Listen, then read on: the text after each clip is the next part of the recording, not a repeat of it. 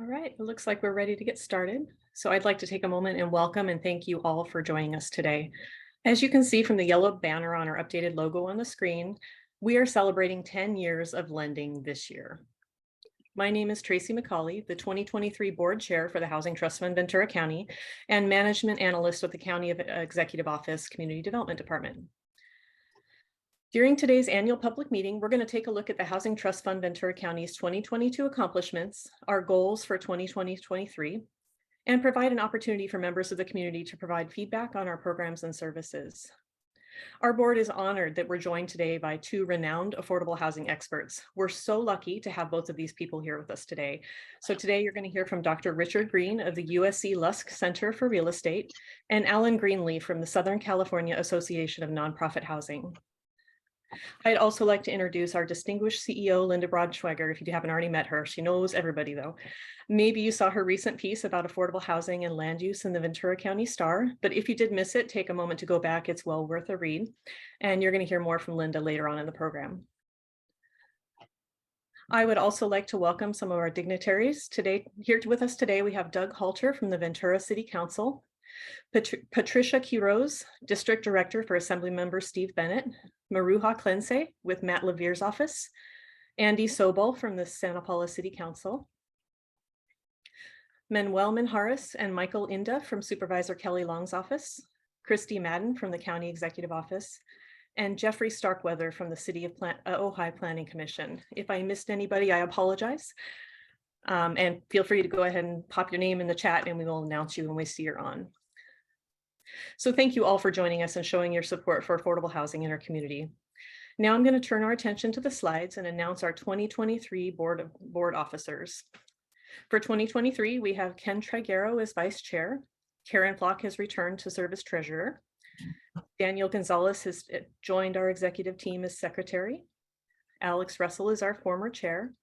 We have Don Dyer, our Chair Emeritus, who's been with us since the very beginning of the Housing Trust Fund, and Marianne Krause, our advisor. I'd also like to take a moment to thank Brittany Lawless, who stepped off of the board at the close of 2022 for her dedication and service, but also thank her for continuing to volunteer with us on our underwriting committee into 2023. As we enter this new year, I want to thank the entire board for their continued dedication and efforts to this organization and our mission, which directly results in new affordable homes for members of our community, including but not limited to lower income families, farm workers, veterans, seniors, and people experiencing homelessness. And with that, I'm really pleased to welcome two new members to our board and express how excited I am to work more closely with them this year. Joining our board is Eleanor Vaughn, the Executive Director from the Santa Paula Housing Authority, and Sarah McCarthy Garcia, partner at McCarthy Companies. So please join me in giving a round of applause to our 2023 Housing Trust Fund Ventura County Board of Directors. Okay. Now I have the pleasure of sharing a brief video created by our incredible staff and the team at Coverly Pro. We know that many of you in the audience are super familiar with how affordable housing is funded and developed, but sometimes it can be challenging to explain that process to other people who don't work in this field. We're just hoping that you find this video to be a useful resource and that you can use it to spread the word about the important role of the Housing Trust Fund Ventura County in building affordable homes for all. Building affordable housing is much like making lasagna. Starting with the pasta, we create a foundation that holds our lasagna together. In housing, the land is the foundation from which affordable homes rise. Discussions swirl like sauce. Is the land suitable for a multifamily community? Can it be purchased? Or better yet, donated as city surplus land, a great way to keep housing development costs low. The melty, cheesy layer is next, binding to the pasta, supporting its foundation, much like how low-cost pre-development funding from Housing Trust Fund Ventura County supports the initial stages of building affordable homes. Next comes the meat. The bulk of the funding from federal, state, county, and city grants and loans, along with tax credits and investors. Housing Trust Fund Ventura County often provides gap and construction financing during this phase. Just as the layers of lasagna repeat, so too do discussions with city planning, land use experts, and neighbors, as the development is molded and layered into just the right combination of homes for the community and its residents. Don't forget the top layer of cheese, as supportive resident services often provide work training, tutoring, mental health services, and more. Our lasagna is ready, welcoming individuals and families to enjoy a home-cooked meal while feeling safe, secure, and stable in their new Ventura County home.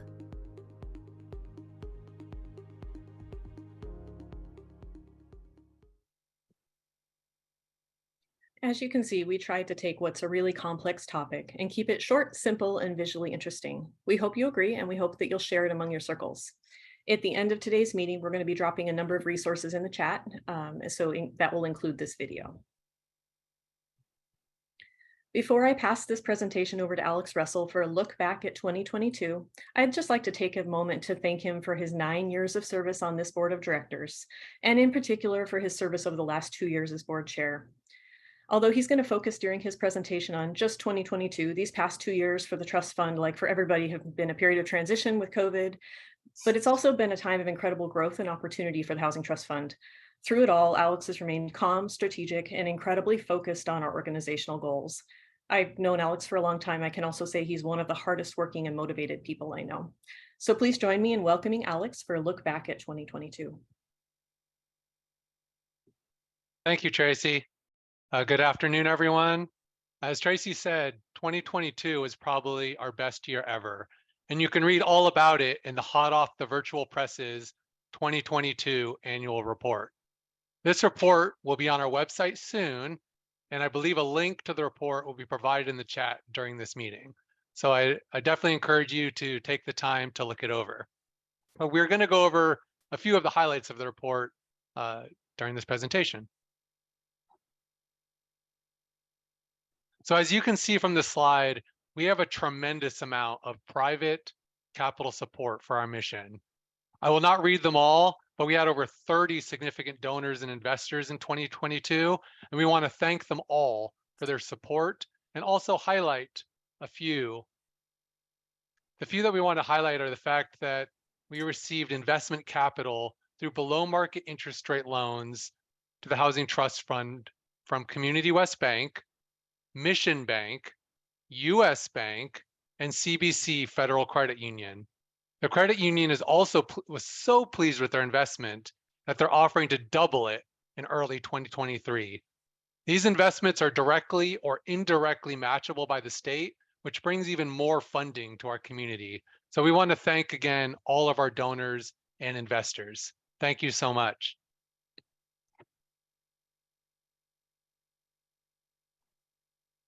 So again, as Tracy mentioned, and you'll see in our annual report, we accomplished so many wonderful things in 2022. But some of the things that we've accomplished in our history is the fact that we've actually lent over $26 million since our inception in 2023. And again, you see that in our logo. We've been lending for over 10 years and have lent over $26 million. We've lent 14.7 million of that just in 2022. That's over 57% of the total lending capital. So as you can see, we're growing and really having that tremendous community impact that we all envisioned. You know, probably the crux of our mission is to create affordable housing. And so we're so proud of the fact that we've created over 1,000, in fact, 1,120 affordable apartments and homes since our inception. That's thousands of families and households that are not living in streets or in overcrowded, unsanitary conditions. And we're so grateful to be a part of that. Since we've lent $26 million, we've also had to raise $26 million. And we've done that through a combination of local, state, federal, and private partners. And we're really grateful for the County of Ventura, all the cities in Ventura County, and again, our numerous donors and investors for helping us raise what's really, at one time, would have thought an impossible amount of $26 million. Not only do we create affordable housing, we really prioritize focusing that housing on the most vulnerable members of our community, including veterans, transitional age foster youth, and farm workers. Something else that we'll highlight throughout this presentation is the fact that we received a second land donation. As you may know, our sister organization, the Housing Land Trust of Ventura County is a supporting nonprofit to the Housing Trust Fund of Ventura County. And we received a second land donation, or a commitment for a second land donation, from the city of Thousand Oaks. This is a huge piece of property, $3.87 million, worth over $10 million on the market. So that's a tremendous donation to us, and it will actually be our first for sale homeownership development through the Housing Trust Fund. So we're really grateful for that. And for those of you who have been around, the first land donation was in the city of Oxnard. That project is in construction at 2nd and B. And again, we're so grateful to the city of Oxnard for that donation. And we're so excited to see those units being built with our partners, community development partners, and Mercy House. The one great thing about the Housing Land Trust model that I quickly want to mention is the fact that those units will be restricted as affordable forever, which is one of the greatest aspects of the land trust model. So we lent, like I said, $14.7 million in 2022, but what does that really mean? It means that we're going to be building these fantastic projects that I'm going to highlight here. The first is Fillmore Terrace, obviously in Fillmore, and it'll bring much needed affordable housing to this community. This was $1 million pre-development loan that was funded in April of 2022. Westview Village 2 in Ventura is actually part of an incredible multi-phase redevelopment project that's going to add hundreds of homes and fantastic community amenities to an aging public housing site. It's really a fantastic community if you ever get the chance to go out there. Mesa Ojai is an innovative tiny homes community for former foster youth that was recently highlighted at the Ventura County Housing Conference. This is something I think that we're all really proud of, because we put this loan together really quickly in an innovative manner to save this project and allow it to move forward. The next development, Terra Campana, is in Somis. This is an exciting new farm worker housing development. From what I understand, that will be the biggest farm worker housing development in our county, and really will support the tremendous agricultural industry that our community is so proud of and known for. The next few developments obviously have a special place in my heart for. Rancho Sierra Apartments is a 50-unit, or will be a 50-unit senior development that's breaking ground this spring on county-owned land, and will be the first modular or factory-built development in Ventura County. Additionally, the Aspire Apartments will be an 88, just closed, as was mentioned, just closed escrow in December, and will be an 88-unit development adjacent to what will be a public pocket park and another many mansions project that we previously funded, the 87-unit Central Terrace Apartments. And thus the Housing Trust Fund of Ventura County is really making an impact on revitalizing downtown Oxnard.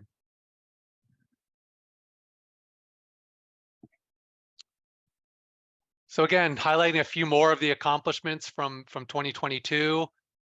Seeing the families move into a community that we funded, in this case, the 77-unit Mountain View Apartments in Fillmore, is one of the most exciting achievements that we can accomplish. And it's really the ultimate goal of our mission. Hearing about those residents move in and knowing that we played a part of that together is really impactful and something that we're really proud of. We're also growing. Our family is growing, and we hired Jason Gaffner as our new Deputy Director of Loan Portfolio Manager, and he's fantastic. He's really added depth and value to our team and really allowed us to be, have our best lending year ever. The Housing Land Trust, as I mentioned, received a second land donation, so I won't really highlight that again here. But I do want to point out that while we are a lender, we're also an advocate for affordable housing in our community. And we're really grateful to partner with the Ventura County Housing Coalition to advocate and secure a commitment of $15 million in ARPA funds that will create new affordable housing development and lending capital. And those funds can be used for the Housing Trust Fund, and we're hoping to utilize some of those funds for a state match or other matching in the future, and really leverage those dollars to create the greatest impact in our community. Speaking of matching, we once again secured state funding this time in the amount of $5 million. We've secured almost $10 million in state funding through the Housing Trust Fund Matching Program. And we're so grateful to HCD and again to the County of Ventura, all 10 of our local cities, our donors and our investors, without whom this matching funding grant would not be possible. Again, we need to raise those funds in order to get that match, which means we raised $5 million to get this $5 million match from the state. And so that's $10 million that we're going to be bringing to our community for future lending. And we're so grateful for that. So part of the way that we raise awareness and raise funds is through our compassion campaign. And many of you attended our third annual compassion campaign, which is our signature event and which was launched in 2022 virtually in response to COVID. You know, this year we were back in person at the beautiful Maravilla Gardens in Camarillo, and we had over 175 attendees, which again is great because it was one of the first kind of big events coming out of COVID. This record-setting fundraiser added awareness in our community about the need for affordable housing and the uniqueness of the event. And again, it was unique. We had our guests immersed in an unforgettable evening that had role playing and guests and really envisioning yourself in the role of a character and really envisioning their circumstance and what it means to have housing insecurity and really the need for housing in our community. It was something where I've never been to an event like it. The Coverly Pro team and the staff did a wonderful job putting this event together, and it's definitely one of the most memorable events I've ever been to. We also received a special message from the head of HCD, the director of HCD, Gustavo Velasquez, on the importance of housing policies and agendas and how when we all work together, progress can be made to tackle affordable housing crisis in California. And again, this really goes back to our grateful and strong partnership with HCD. And you will hear more about the 2023 Compassion Campaign event later in this meeting, so keep your ears open for that.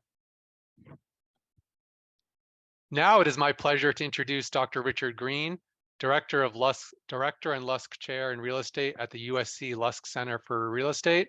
Dr. Green is a professor in the USC Sol Price School of Public Policy and the Marshall School of Business. On a personal note, he is also involved in overseeing the Ross program in real estate at USC, which is a professional certificate course in community development that I had the honor of completing in 2009. Dr. Green was an invaluable teacher, so I want to thank him personally for that.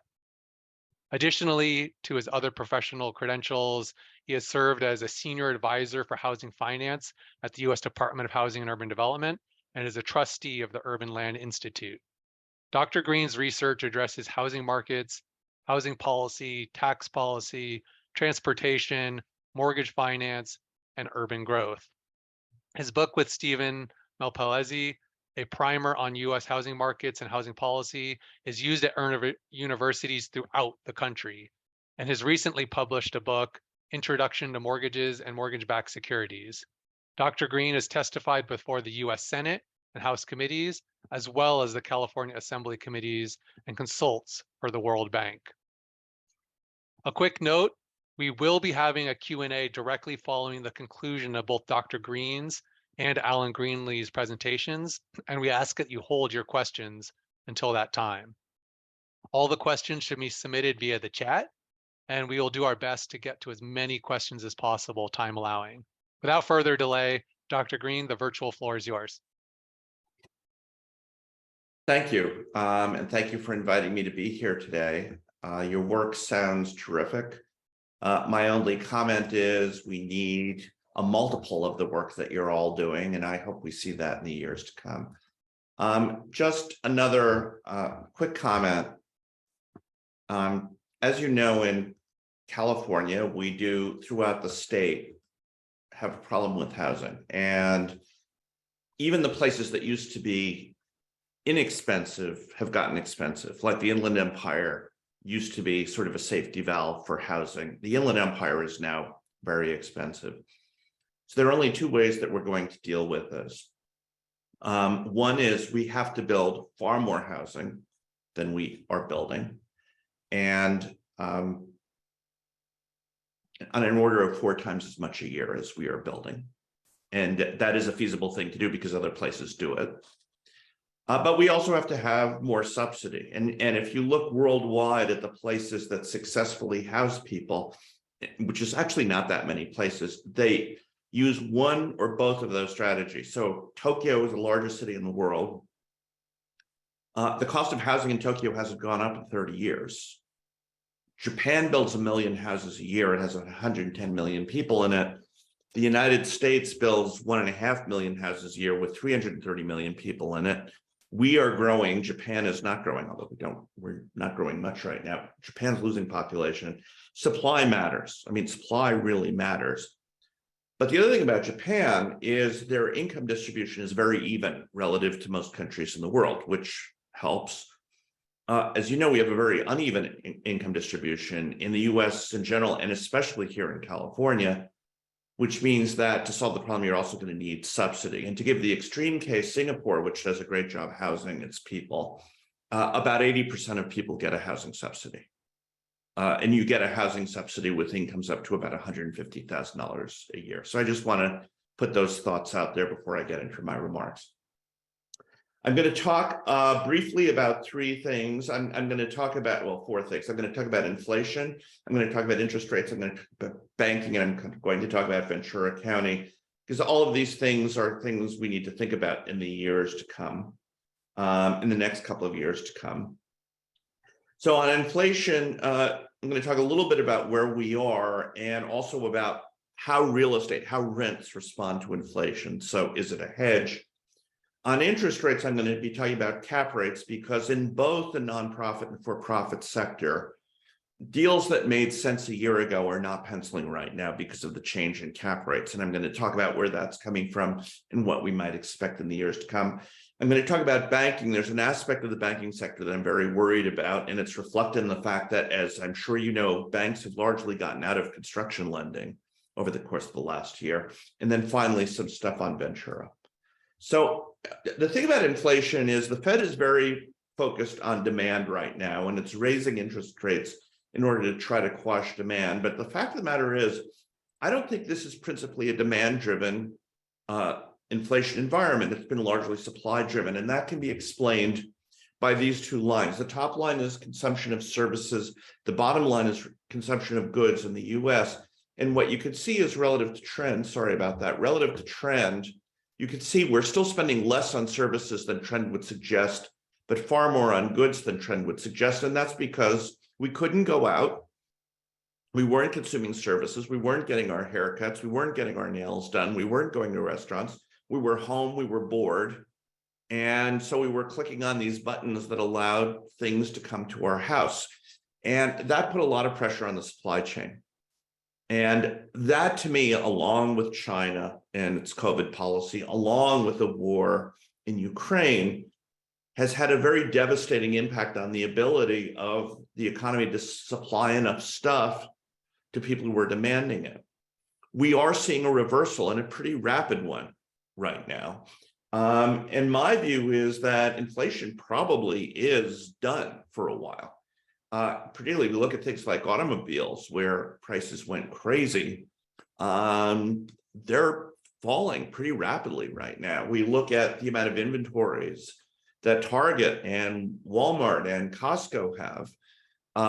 They have substantial inventory, and it's because if you look, we're still above trend on goods spending, but we're coming back to something more like normal. And I think that will be reflected in lower inflation in the years to come. And then I will share this with you. I just have a lot of different measures of inflation. I'm not going to go into that today.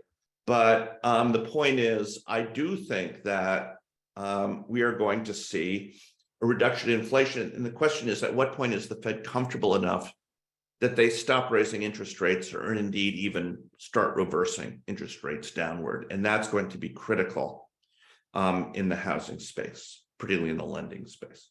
Okay, now let's talk about how inflation relates to housing. So this is a depiction of CPI, that's the blue line, versus CPI rent, which is the red line. And as what you can see is before the 1980s, they kind of moved together. As a matter of fact, what this means is CPI overall rose a little faster than rent did.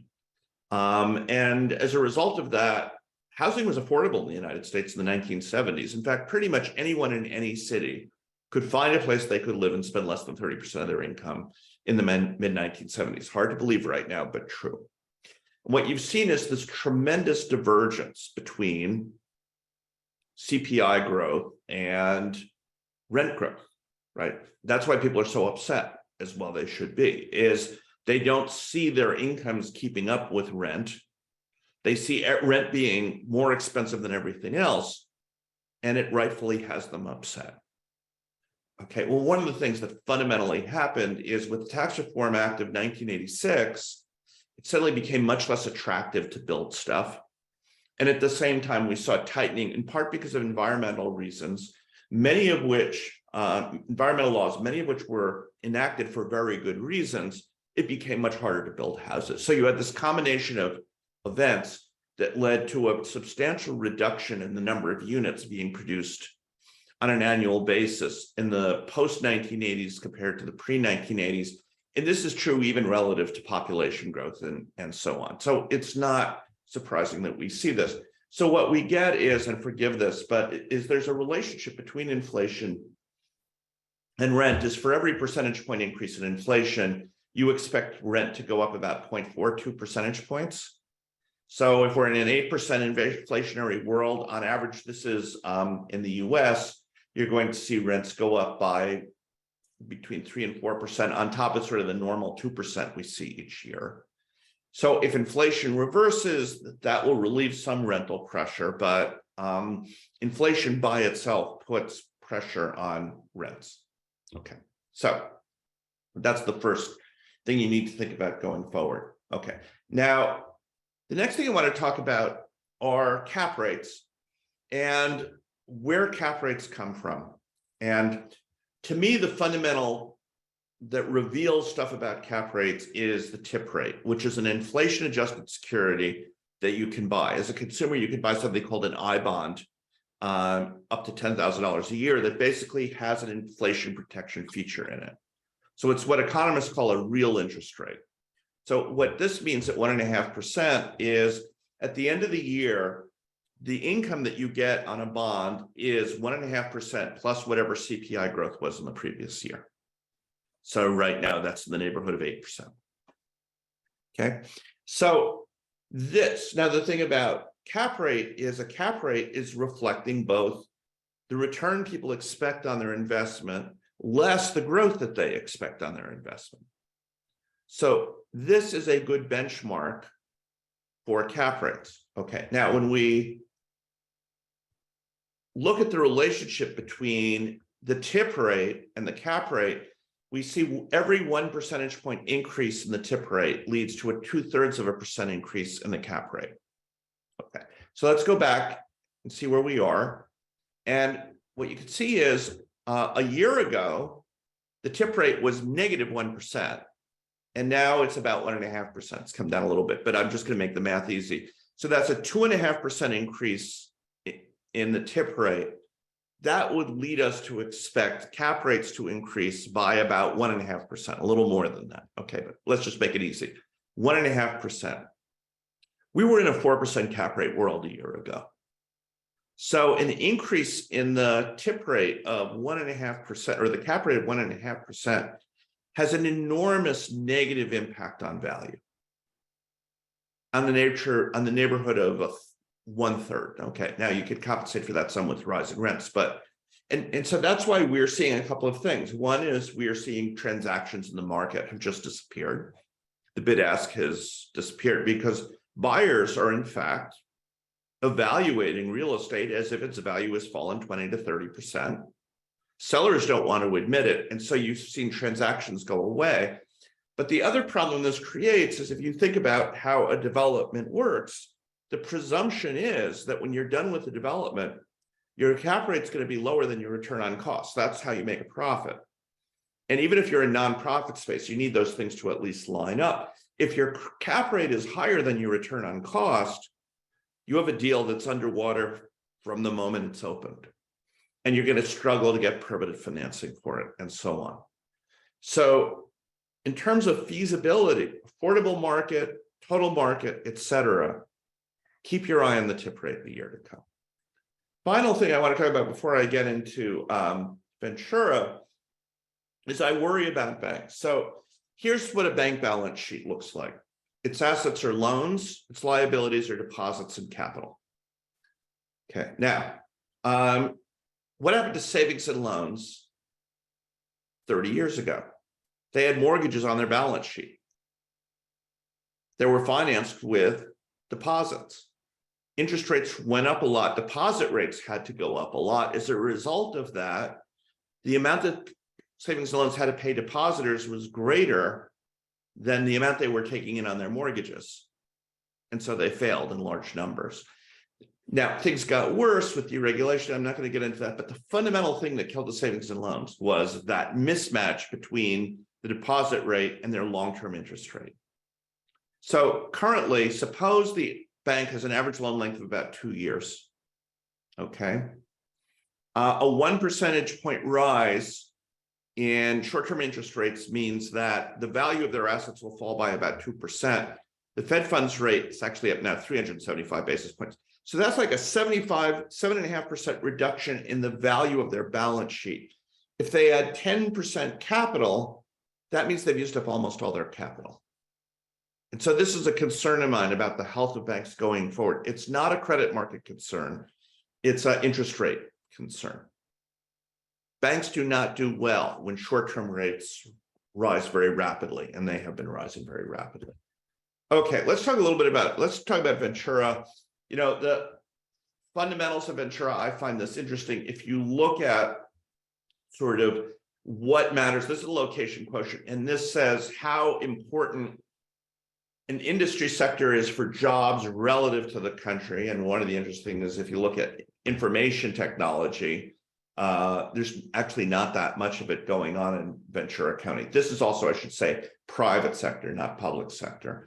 But if you look at goods producing, and a lot of this is food processing, of course, that gets into goods producing stuff, but this won't surprise any of you.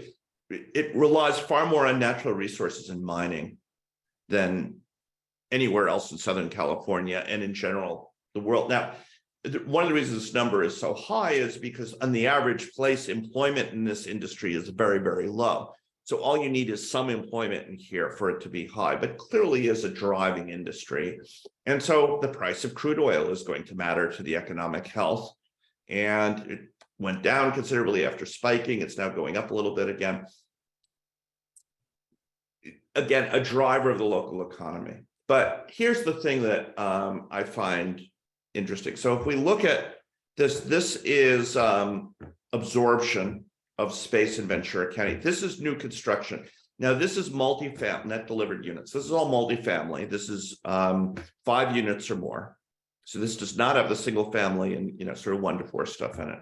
But if you look at absorption, it has been consistently greater than delivery. This is a tiny number of delivered units. I had to make the axis actually bigger than normal in order for you to see anything at all. And one of the things that's been true in Ventura County for many years is it has produced far fewer multifamily units than any place in the region relative to its population. So again, Ventura County, of course, is less than 1/10 the population of Los Angeles County. So one would expect it to have much less. But it's going along at like 1/20th of the production of multifamily of LA County. So this reflects this phenomenon of just not building a lot in the way of multifamily housing. And it's hard to imagine us getting out of the housing crisis without moving toward a greater emphasis on multifamily versus single family. And I know out in places like Simi Valley, this may be unthinkable, but you're not going to solve it with a single family market alone. Just not going to happen. Okay.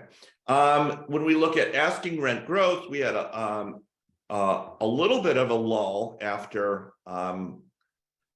once we were in the pandemic. But as you can see, early on in the pandemic, there was really strong rent growth. And that's because we saw this phenomenon of lots of people moving from the central parts of Los Angeles to the fringes of the region.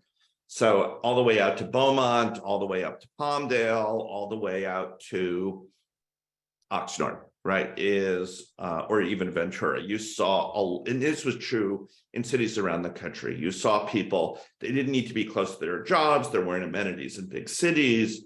Why spend the money on rent when you didn't have to? And you saw this outflux to the fringes of cities, and Ventura County is the fringe of the Los Angeles, even though it's officially not part of the LA metro area, it is very tied in economically to it. But nevertheless, there is so little in the way of new stuff coming online. We expect rents to resume their growth pretty soon in the region. And finally, the interesting thing is when we look at, as you know, we have net out migration from California in general. But Ventura County basically was quite extraordinary. And we're using Postal Service data to look at this. So this is our most current data that's available to do this. And the number of people moving in and out is identical. So you have a little bit of growth in Ventura County because more people are born each year than die each year. But that's it. It just completely neutral in terms of the impact of migration on the housing market. And this is the reason we think the vacancy rate will stay steady. There aren't the demand pressures from a lot of people moving in relative to moving out, but we also expect it to stay low. To some extent, more people are not moving in because there's not a lot of vacancy. And a fact in real estate that works pretty well is the 5% vacancy rate is the vacancy rate at which rents neither go up or go down in inflation adjusted terms. And so because we think it will stay below 4 for the foreseeable future, we expect there to be rent pressures in the foreseeable future. And that's my time. That's all I have to say. Great. Thank you, Dr. Green, for your comprehensive and informative presentation. Now, the interplay of inflation, cap rates, short-term interest rates, and housing was very interesting. And for me personally, the local characteristics such as neutral migration, so that we're going to continue to have low vacancies and high rents, and the fact that we need more housing to solve this issue was very informative and I think consistent with what we've seen. So thank you for your presentation. I'd now like to introduce Alan Greenlee, Executive Director of SCANF, the Southern California Association of Nonprofit Housing. Over his 25-year professional career, he has demonstrated a commitment to helping low-income families join the economic mainstream by supporting beneficial public policy at the local, regional, state, and federal levels. Alan has designed, implemented, and managed programs operating from coast to coast, impacting hundreds of thousands of low-income and underserved families. Without further ado, I'd like to introduce my friend, Alan Greenlee. Terrific. Thanks, Alex. I appreciate that. Thanks to everybody at Housing Trust Fund Ventura County for having me back today. Really appreciate the work that Linda and the board have been doing to really grow this organization, and I'm really proud to be here. I'm also a little intimidated following Dr. Green. I've done this a couple of times in my life, and it always freaks me out a little bit. But love the economists, love hearing the stuff that they work on. I always feel like Dr. Green in particular is very insightful. I think, Iki, if we can go to the next slide, I want to borrow a little bit from what happened in the previous presentation. So I've been asked to talk a little bit about some of the electoral work that we've done in Los Angeles. And so I'm going to spend some time talking about the United House LA, or the ULA ballot measure. And I want to talk a little bit about how that may or may not inform the work that's happening out here with the Ventura County Affordable Housing Coalition. My presentation today has 4 components to it. It talks about what the ULA measure is. It talks about who was part of the ULA coalition. Talks about why we chose the voter initiative process. And then it talks about the prospects for a similar approach here in Ventura County. So without further ado, and go to the next slide, please. So the ULA measure is what it actually is a one-time real estate transfer tax on all properties sold in the city of Los Angeles for a price tag of more than $5 million. The proceeds that are brought in by the tax are distributed with 70% of those funds going to help affordable housing production. And I'm not going to talk about the details of the production buckets or the tenant protection buckets, but would be happy to answer questions that folks have, and not only during the time that we have today, but if you want to be in touch with me later on. And then 30% goes to tenant protections. If we go to the next slide, please. In about the middle of 2021, a group that looks about like this came together and started to write the initiative. There were people that sort of came in and out of the drafting committee, but this is kind of the core component.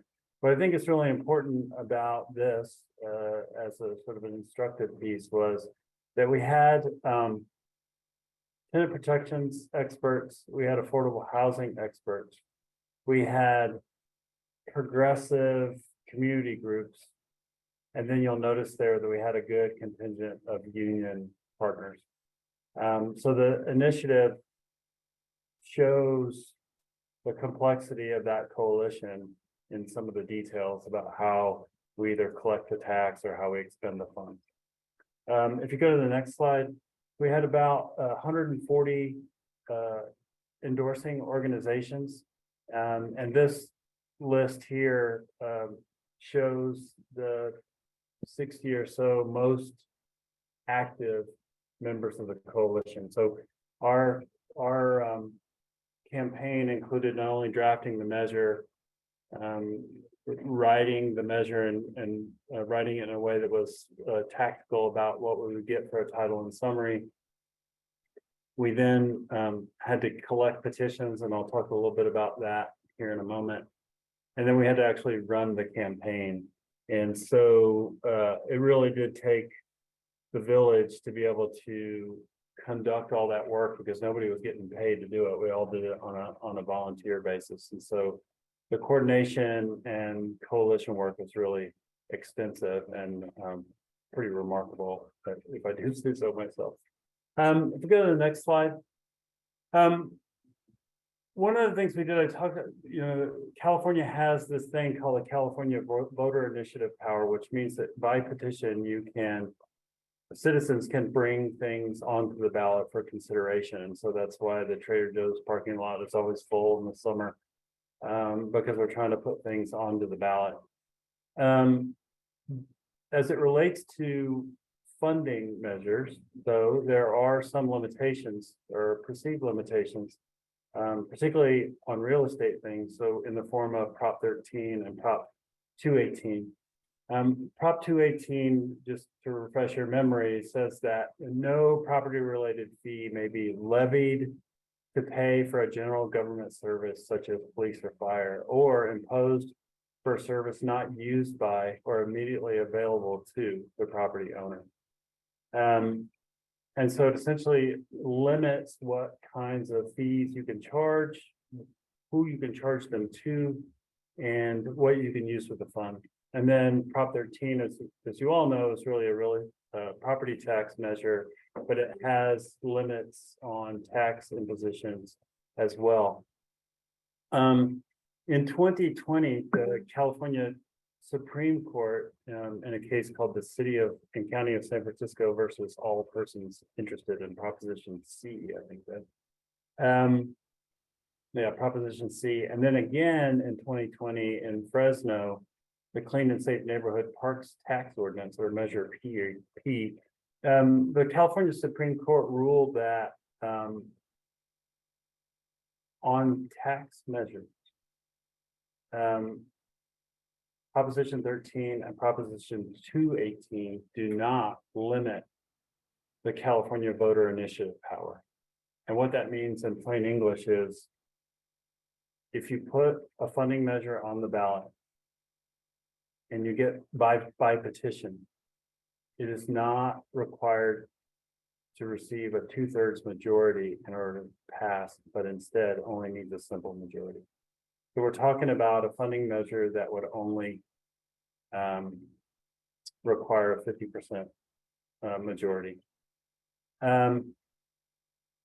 And we estimated, at least for the city of LA measure, that the real estate transfer tax would raise somewhere between $600 million up to $1 billion a year. So if we can go to the next slide. The one thing I should say about the last slide, you can leave it here, but we decided to run our measure in the city of Los Angeles, and it'll become clear here in a moment when I talk about polling. But another really important reason why we chose that city of LA was that the number of petitions necessary to put an initiative on the ballot are tied to the last mayoral election in the city of Los Angeles. And before 2022, the last mayoral election was in 2017. For those of you who follow voter turnout, odd year elections are usually low voter turnout years, which means that we only needed a low number of petitions. I think we needed something on the order of 65,000 petitions, 67,000, I think was the actual number. And then the mayoral election was moving from an odd year to now even years. So every 4 years on the even year with the general election, which meant that the petition number in the city of Los Angeles would never be lower than it was this election cycle. So what we found when we did the polling was what we find everywhere in the state, which is affordable housing, housing affordability, and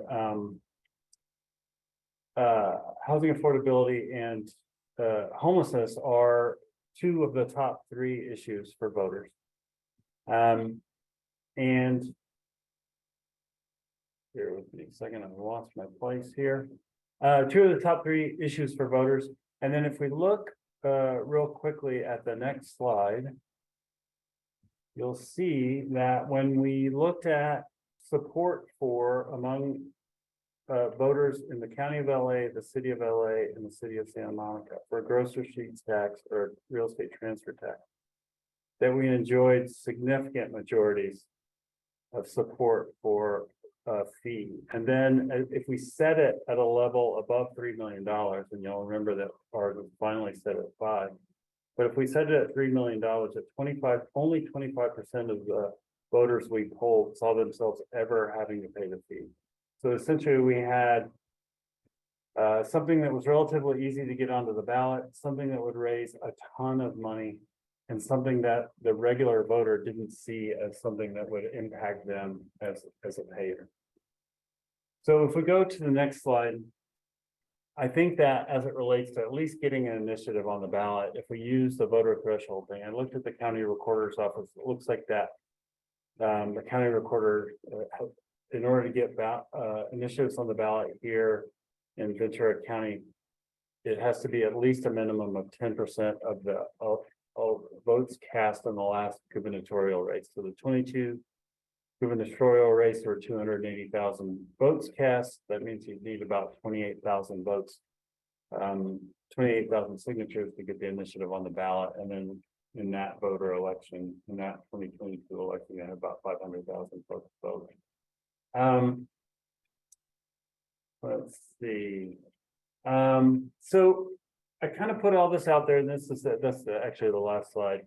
I put this all out there for all of you who are residents in the county and looking at, ways to raise resources for affordable housing. And I look forward to the question and answer period to answer any questions you might have. Thank you.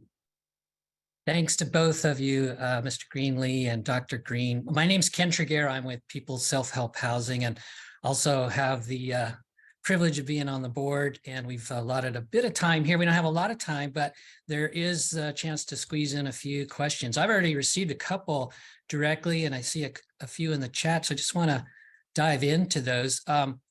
Let's see, for Dr. Green, there's a first question that says, is there a current cap rate to look for currently? And maybe you could put that in perspective. Where have cap rates been, where they are? maybe put on your crystal ball a bit, tell us what you think in 24?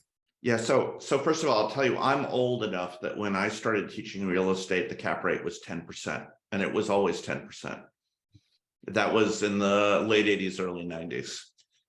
It came down to, for multifamily stuff here in Southern California, it was a little below 4% a year ago. That was the bottom. My view is if we could observe transactions, it would be in the neighborhood of 5.5 right now, for the reason I gave you, the modeling we've done. But we don't really know because there are no transactions happening at the moment. But I think it seems to take a year before the market accepts reality when these sort of changes happen. So I would imagine in June or so, we might start seeing some transactions in the low to mid fives would be my best guess at the moment. But do not sue me if you lose money because you assume that I'm correct about that. Okay, too late. This is a recorded session, so we got you on the record. But no, thanks for helping us understand that. And I want to squeeze one more question in for you here, Dr. Green, because this is interesting. You talked about some of the buyers out there, but specifically this question is, how much of your analysis would be skewed by outside investors, such as hedge funds looking to purchase for return on investment rather than to occupy? We've been hearing a lot about the outside, if you will, investors. What would you say about that? Yeah, so I don't know the situation in Ventura County. What I can say is nationally, there's a CoreLogic study on this that shows that about 3%, and this is the single family rental market, about 3% of that market is what you would call large private investors. About 20% of people are buying single family houses for investment purposes, but the remaining 17% are sort of more mom and pop kind of investors. And their definition is, I think, whether you own more or fewer than 10 properties, something like that. I'd have to look at that. Now, but there are specific places like Orlando and Atlanta where clearly the hedge fund guys matter a lot to what's been going on in that market. So you really need to drill down and do a study of Ventura County to ask how much it matters in that particular context. Great, thanks, Dr. Green. And switching over to you, Mr. Greenlee. Boy, a lot of green in those names. Maybe that's appropriate. It takes a lot of green to do affordable housing. But we've got some real interest in your topic as well, because I don't know if you knew, but several of us on this call are involved in a Ventura County Housing Coalition. We have hopes of bringing forward an initiative that might generate some local funding. So maybe you could help us out on a couple questions here.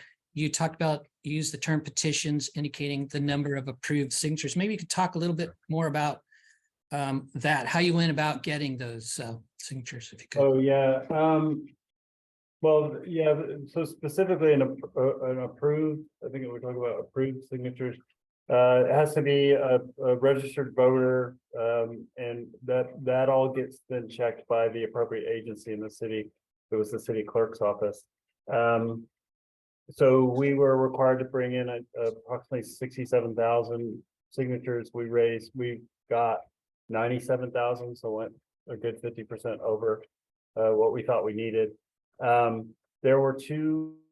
And I won't talk about this in any detail, but there are two kind of different ways that you can verify the signatures, whether they literally count every one or they do a random sample. And then the way we actually collected the signatures was two phases. One was we had among that 140 endorsers, that 60 active organizations, we went out on a regular basis and collected. So for example, with the SCAMP members, we actually got access to affordable housing developments and went into those buildings, and we did coordinated work with our members to get signatures. And then there was a paid signature gathering piece. So typically when you go to the Trader Joe's and the guy's standing out there asking you for signatures, he's got 2 or 3 things that he's got on his clipboard, and he's getting paid. So it's important to be able to raise the sufficient resources to be able to pay even for the signature gathering. Great. Yeah, and a couple more related to the campaigning and the effort there. Was there a funded opposition to the ULA measure? Yeah, so we always knew that essentially, I mean, and really rough terms, when you start to think about something like this, when you decide what the funding measure is, you think very specifically about who it is that's going to have to pay, because that's going to guarantee that will be the folks that will oppose it. So we always knew that it was going to be powerful real estate interests with a lot more money than we had, that we would be outspent significantly. The campaign was relatively quiet, quite frankly, until the last 6 weeks or so. And all of a sudden an opposition appeared, and they raised, I think it was something on the order of $10 million in 6 weeks, and used mailers and advertising, television and radio and other spots to oppose it. And it was mostly the big real estate interests. It was the apartment association. It was something called the Economic Roundtable. That was also the folks that own the Westfield Mall, who were the big ones. Okay, great. Yeah. Here's another one in that regard too. What would you say were the biggest challenges in the campaign? I think at the beginning, the coming to consensus among the coalition about what the measure was going to say, that just took a ton of work. There were lots and lots of hours spent on the drafting. I spent many hours in negotiations with the Los Angeles Orange County Building Trades Council to come to some agreement about what the workforce requirements were going to be in the measure. It requires a project labor agreement, and we were able to get a few concessions in there, but that was a lot. And then, figuring out a way to really activate around the money, figuring out a way to raise money to run the campaign. We were mostly grassroots, mostly progressive, mostly not particularly deep-pocketed interests. And so figuring out a way, we had to balance this idea that people didn't like elected officials. Like you folks may remember that we had some kooky stuff happen at LA City Council in the last year or so, and all those things impacted us. And so there wasn't a single elected official who was willing to speak in public about supporting our measure, and that was fine with us. And then we didn't get any business interests. It was very limited as it relates. So we were very left-leaning, very progressive. So that means we didn't have a lot of money, and then we didn't have a whole ton of support among what I would call more conventional interests. Okay, great. Yeah, thank you. Here's one, maybe Dr. Green, but could be either. Earlier, a speaker mentioned rent raising. So my question is, how do we keep housing affordable when rent is on a steady, continual rise? Is there any way we can set rules on affordable housing owners to prevent them from raising the rents on tenants to maintain affordable housing? Well, generally, if you get any kind of funding, or you get a ground lease with preferable terms on it, for instance, there are covenants that do prevent you from raising rent more than it's some share of area median income or something like that. So we know how to do that. The issue is, how many properties do we do it in? And one thing we do at LA that I like, there's a program called Transit-Oriented Communities that I wrote a paper about a couple of years ago. The thing I like about it is the rules of the road are very straightforward. Is you get a density bonus in exchange for setting aside a certain number of units, and those unit set-asides have rent restrictions on them for, I'm trying to remember, Alan, is it 55 years or it's in perpetuity? It's one of the two, but for a really good long time. Right. Okay, thanks. Yeah, it sounds like in a housing land trust that could, that could be a real vehicle, right? Yeah. Like there. Here's another question. It says, I understand the desire to collect, quote, fair share of property taxes for large mansions and other types of commercial property, but most apartment buildings of any size will sell for more than 5 million. How does increasing property taxes on apartment buildings help with housing affordability? Well, so I'll let Alan defend this, but this is why I did not like this policy. If you were to propose a capital gains tax, I would be a strong supporter of it. I'm a disciple of a guy named Henry George, who was a guy who wrote about land taxes in the 19th century. also had a correspondence with Tolstoy. And so if you read Anna Karenina, there's stuff about land use and taxes and all that kind of stuff. But this is exactly right. The problem is if you spend 10 million, you basically created a 5% surtax on new construction.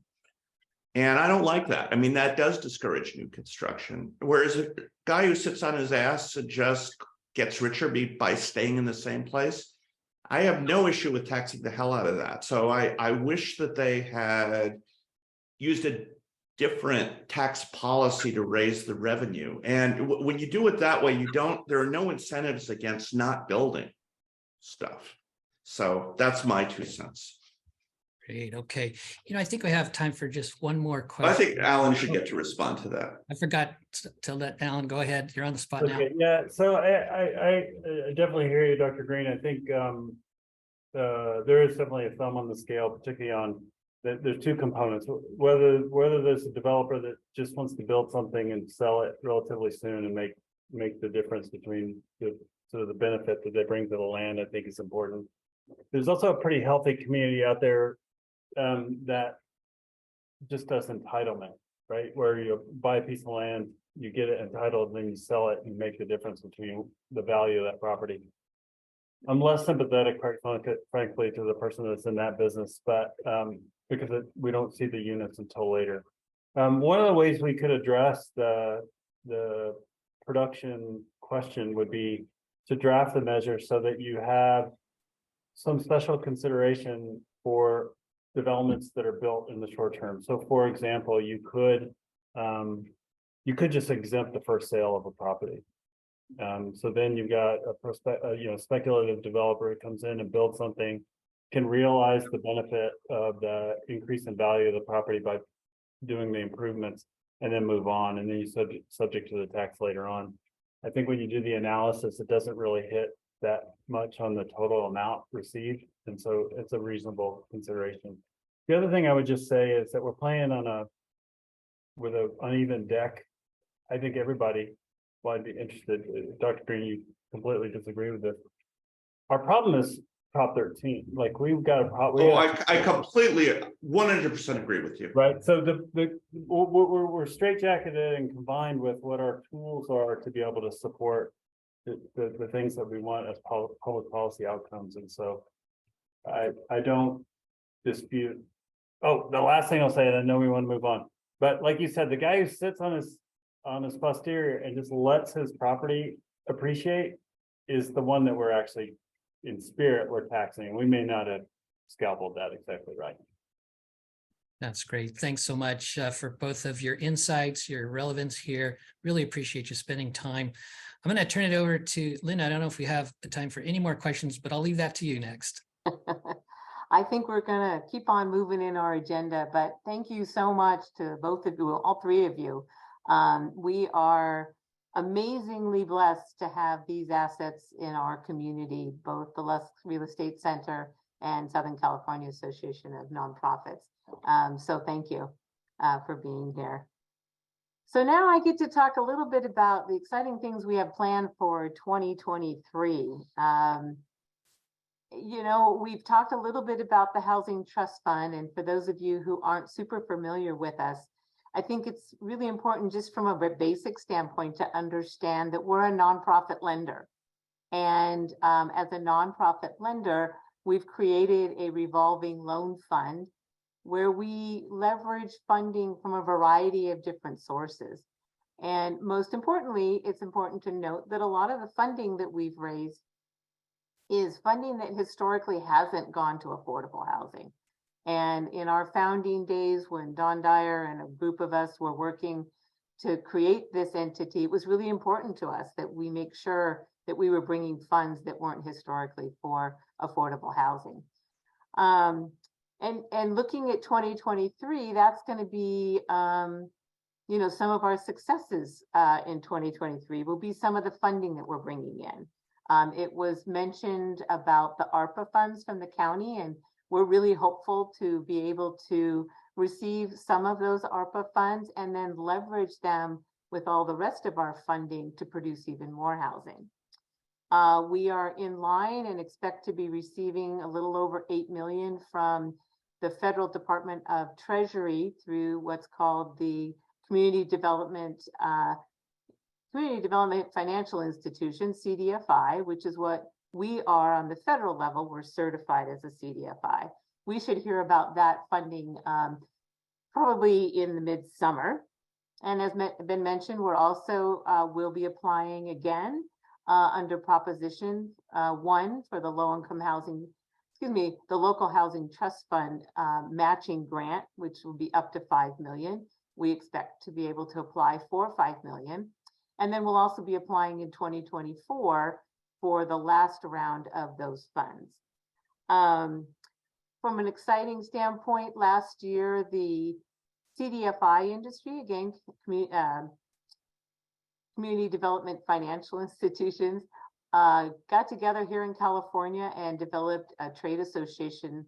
And CDFIs are nonprofit housing. They also do multifamily and single family, as well as small business lending, like our dear friends at Women's Economic Ventures. And they also do some institutional lending for preschools. So all of those entities in California came together and started working on how could we provide a funding source at the state to help fund CDFIs just here in California. And we were actually successful in passing a piece of legislation that will put together initially a $50 million fund. And over the years, we'll be funding more projects here in Ventura County. We need to make sure we all advocate this year because the governor has put in his budget potentially a cut of those funds, but we are confident we can convince him why CDFIs are so valuable. The Housing Trust Fund, our primary products are pre-development loans, that early money that goes in to help a project move forward. We also can assist with acquisition loans. A combination of pre-development and construction loans are, as well as construction loans on their own, we can use the Prop 1 matching funds. And then we also do bridge or gap funding. For some of you, you might not be aware, but we mentioned the Mesa project in Ojai. It's actually on county land. We were able to come in and help them secure the property in a very short-term loan until the money came from the state of California. So that's one of the things, being flexible and nimble is an important part of what we do here at the Housing Trust Fund. And we'll go to the next slide. In our pipeline, which is projects that we are familiar with from our development partners, from our cities, is currently sitting at about 53 million. And these are potential projects that'll be looking for money from the Housing Trust Fund or, other sources as well. And we monitor that pipeline regularly because that's certainly how we predict our lending pattern for the year. These are projects that are out throughout Ventura County. I think almost every city, not all, but almost all, have projects in that pipeline that hopefully will be moving forward in 2023, and certainly within the county as well. We are restricted to a point, particularly with the Proposition 1 funds, that the cities have and the county have their housing elements completed. This kind of cropped up as a little bit of a surprise for us. The county of Ventura got its housing element approved. And so for our current funding from Prop 1, we're able to only lend on county land until the other cities get their housing elements approved. Luckily, we have a handful, 2 or 3 projects that will be on county land that hopefully we can go forward and use the Prop 1 money. Let's see, let's go on to the next one. So a little more about Proposition 1. I think Alex did mention it. We currently have a little over 9 million that we've received as a commitment from the state of California under Proposition 1. We did raise 15 million, but one of the rounds, due to a competition, we did not get the funding we expected. But we have deployed 5.7 million in funding, and we have another 1.9 that will be going out in the next couple of months. We expect to receive 5 million in the 2023 round, as well as the 2024 round. We're confident that we could raise those funds and get the money out. So the Proposition 1 money is a 5-year, 5 million a year for 5 years. So if we had gotten all of it, it would have been 25 million. And then you add on top of that the money that we've raised to match it. So you can see why the growth in the Housing Trust Fund and our lending has been so significant over the last year and a half. And we're grateful to the Housing and Community Development Department at the state for putting this program forward and allowing us to succeed in getting this money out into projects that are ready to go. Go on to the next one. One of the things we're doing here at the Trust Fund is using community impact investing. So we raise money for our revolving loan fund from individuals, from foundations, from corporations, from banks, from credit unions, pretty much anybody we can ask to donate. But one of the ways that we've been able to get some larger funding is through impact investing. When that is where a bank or a credit union or a private corporation or a foundation will actually loan money to us at the Housing Trust Fund at a below market interest rate. We pay interest, small amount of interest, and then we pay the principal at the end. Normally, these are 5-year terms with the potential to renew for another 5. Let's go on to the next slide, which explains this process a little bit better. So this chart is a great way for you to sort of understand how this works. So as I said, the trust fund is an early funder, short-term predominantly, into affordable housing developments. The money flows into the revolving loan fund, and again, diverse types of monies: city, county, state, federal, private industry, private individuals, foundations. It all goes into this pool, which is how we leverage it. And then we lend it out for short-term loans for affordable housing developments. Well, our community impact note is similar in that we, the Housing Trust Fund, actually borrow money at a below market interest rate, put that money into the revolving loan fund, and use it as lending capital to move more projects forward. These loans to the Housing Trust Fund, we are responsible to repay those. And again, they're at a small interest rate, which is something that we encourage private industry, foundations, et cetera, financial institutions to realize that they can have an impact in the housing affordability issue here in Ventura County.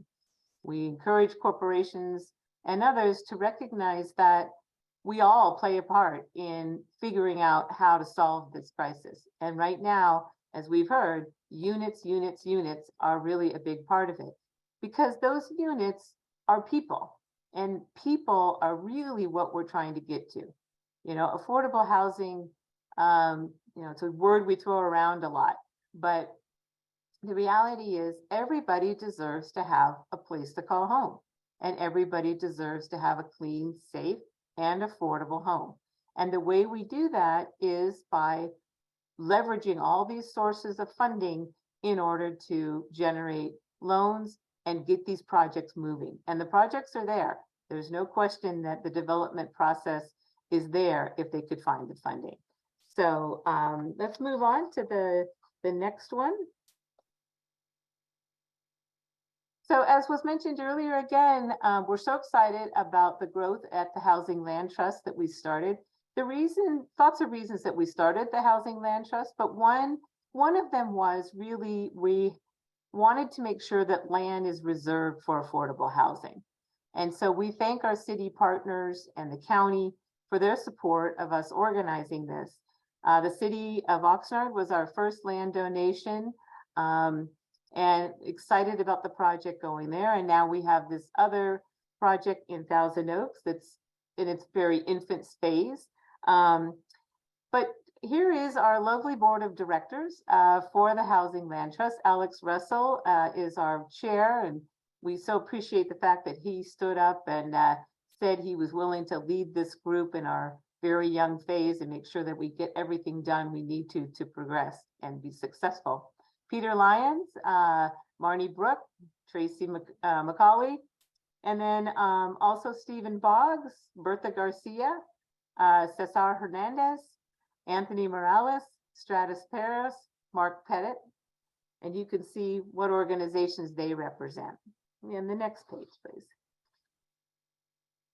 So we incorporated the land trust in 2020, got the first piece of property in 2021 in Oxnard, and we were very pleased and honored to see that community development partners and all the rest of the partners, the city of Oxnard, made the decision to rename that development the Housing Navigational Center Casa de Carmen, after our beloved Carmen Ramirez.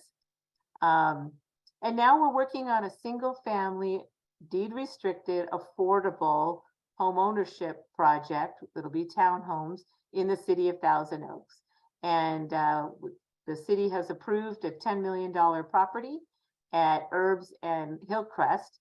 And we are partnering with People's Self-Help Housing Corporation, Ventura County Community Development Corp, and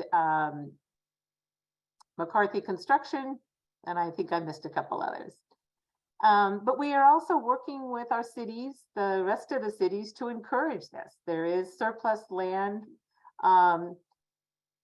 opportunities within the cities that they could donate land, which is an asset for a city because they can guarantee that it will be affordable in perpetuity. And basically, we do a 99-year lease with the developer partner, and that ensures the city will always have affordable housing on that site. So it's a great model. We're excited about it. And we're looking for volunteers. For those of you that are out in the community and have an interest in understanding community land trusts and have maybe something to help us. We're a small team. We run on volunteers for the most part. And so if you're interested, just please sign up. I see somebody already did. Thank you, Maria. All right, the next one, please. Are we on the last one? There we go. So before we go on to this last slide, my apologies, I wanted to open it up for just a couple of questions. It's really important to us to hear from the community about your thoughts on our programs, our products, how we run these programs.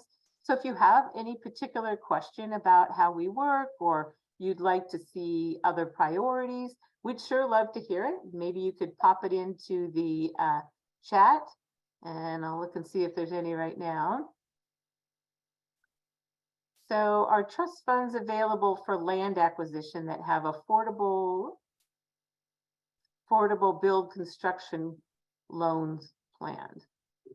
Let's see here. I'm make sure I understand what you're saying.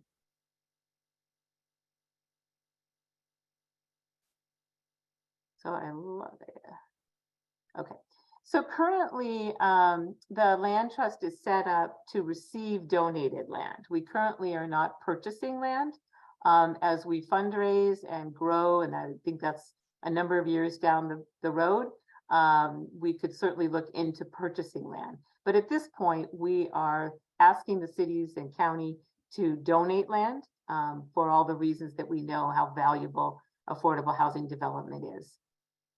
I'm not sure if that totally answered your question. Is there another one there? I'm in trouble here with the chat. Volunteer opportunities. Yes, Linda, great name, by the way. We will be saving this chat, and certainly will be reaching out to those of you who offered to volunteer. We have a committee structure that we always love to have community members on our committees, and we do have many. So that's a place to start.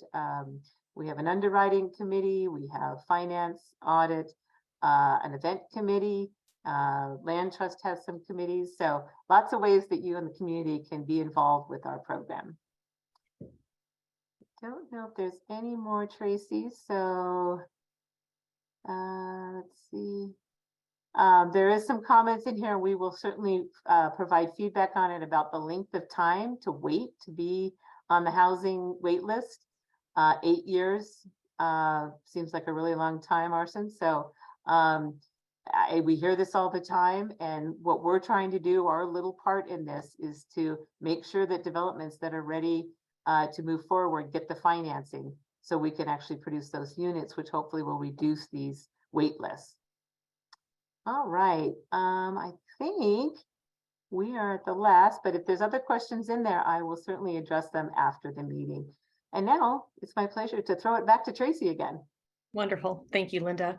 Yeah. So as Linda said, please feel free to reach out to her and her team at any time if you have additional questions or your questions didn't get asked today. Anything about our lending program, loan pipeline, future developments, or special populations needing housing. If you enjoyed the conversations we've started here today, there are a couple of ways to support the Housing Trust Fund Ventura County in reaching our goals in 2023 and beyond. And I saw a couple of you have already done this, but we encourage you all to add us as your nonprofit of choice to your everyday Amazon purchases. It's quick and easy, and with every purchase made, we receive 5% of your total order. Support in all ways matters, so if you feel so inclined, we also accept donations directly via the link that's going to be dropped in the chat. Here at the Housing Trust Fund Ventura County, we believe that everyone deserves a home, and we're really optimistic that with all of your support, we can continue to provide additional housing solutions in Ventura County. Several of you have also stepped up already to volunteer with us, so we really encourage you to get involved and volunteer. Linda mentioned we have a committee structure where there's lots of volunteer opportunities. These committees advise our board and staff on a variety of activities, including finance, audit, underwriting, special programs like our community impact note, and events. Tracy, can I pop in here? I did forget one item. Sure. Before we get to the end here, we as a community are in need of volunteers for the homeless count. That is going to be on, and I don't have it, January 24th. Next Tuesday, are you saying? Okay. So if you have an interest in this arena, please, we are going to put in the chat as well, how you can get the information to register. There's a little training. You will not be by yourself. Others will be with you in a team.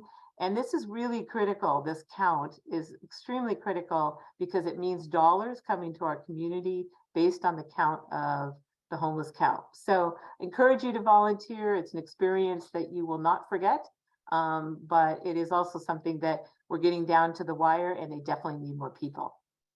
Thank you, Tracy. No problem. Thank you for elevating the homeless count, which is coming up next week and is so critical to our community.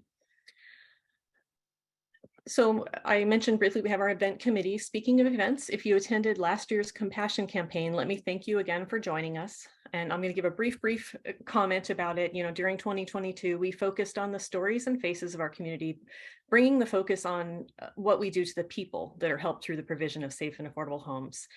The immersive experience allowed us to take on the role of a community member to understand their perspectives, some of their challenges, how it can feel to be housing insecure. And for me, the most meaningful moment was we got to hear firsthand from Daisy, who moved out of homelessness into housing during the year. And it was just an incredibly moving story that she was willing to share with us. Although this year is going to be different, of course, you can expect another wonderful experience that speaks to the Housing Trust Fund Ventura County's role as a collaborative partner in generating affordable housing options and equitable solutions for all members of our community. I'm pleased to announce that we have a date and time, and I'm going to give it to you today. So our compassion campaign this year is back on May 11th. To stay updated on what the Housing Trust Fund has in planned for this event in 2023 and to be one of the first to know about this year's compassion campaign, please click on the link that's going to be shared in the chat. It's a brief form and it is separate from our newsletter, and it'll give you advanced peeks into our upcoming event. As we close today, I just want to thank you all again sincerely for taking time out of your schedules to join us, and thank our incredible guest speakers, Dr. Green and Mr. Greenlee, really valuable insights, and I'm so appreciative you were here with us today. We look forward to a bright 2023, and we hope to see you all on May 11th. Thank you all for joining us. Thank you all.